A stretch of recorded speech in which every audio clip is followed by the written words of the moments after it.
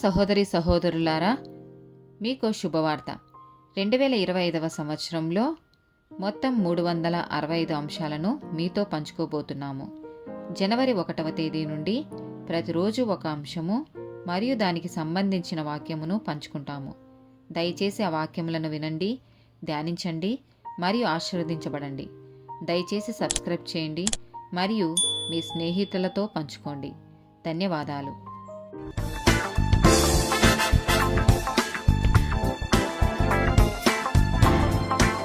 166th day topic సంతోషము.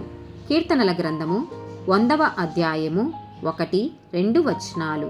సమస్త దేశములారా, యెహోవాకు ఉత్సాహధ్వని చెయ్యుడి, సంతోషముతో యెహోవాను సేవించుడి, ఉత్సాహగానం చేయుచు ఆయన సన్నిధికి రండి.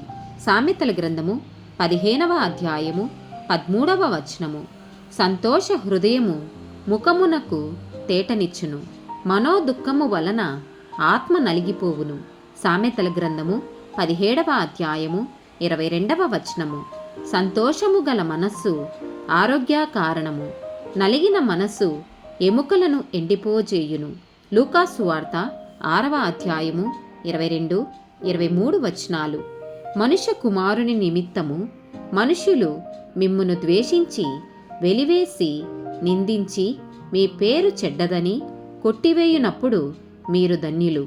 ఆ దినమందు మీరు సంతోషించి గంతులు వేయుడి, ఇదిగో మీ ఫలము పరలోకమందు గొప్పదైయుండును.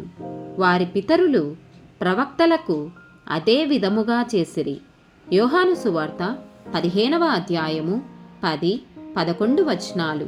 నేను నా తండ్రి ఆజ్ఞలు గైకొని ఆయన ప్రేమయందు నిలిచి ఉన్న ప్రకారము మీరును నా ఆజ్ఞలు గైకొనిన ఎడల నా ప్రేమయందు నిలిచియుందురు.